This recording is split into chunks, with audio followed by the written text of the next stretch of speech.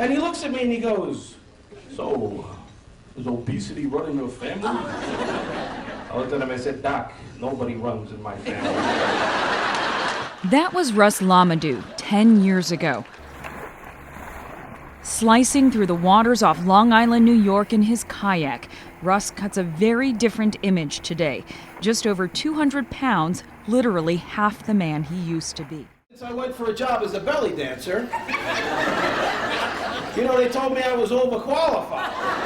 A physical therapist who did stand-up comedy on the side. He stopped joking when his doctor told him he was pre-diabetic, meaning Russ, like 79 million other Americans, was on a road that could lead to blindness, stroke, amputation, even death. For the first time in my life, I was confronted with the reality that I was sick. But even more than his own health, he says the effect the weight was having on his family really turned him around. My son wanted a kayak for his birthday. And I thought about it and I said, no, you can't have a kayak because you're not going out in the bay alone and I'm not getting in one of those things. So he got off the couch, got into the kayak, and started paddling. Beyond his newfound love of the sport, he had to fundamentally change his outlook on food. Like anyone else who's heavy, I was perpetually on a diet. I was always losing weight.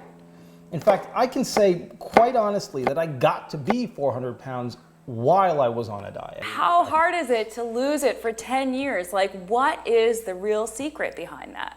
And the funny thing is, it's simple but not easy. Not easy, but it paid off. The threat of diabetes is gone. And after 10 years, so are the old food habits.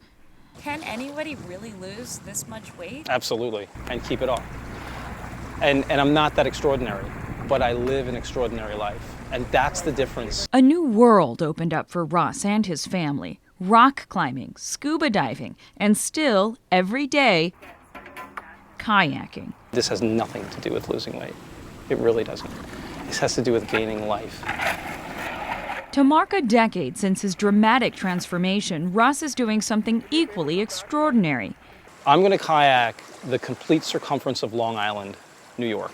It's about 270 miles, and it includes large portions of open ocean paddling. The journey will take 10 days, about 35 miles a day. Russ's wife will follow on land and meet him at the end of each day's grueling paddle.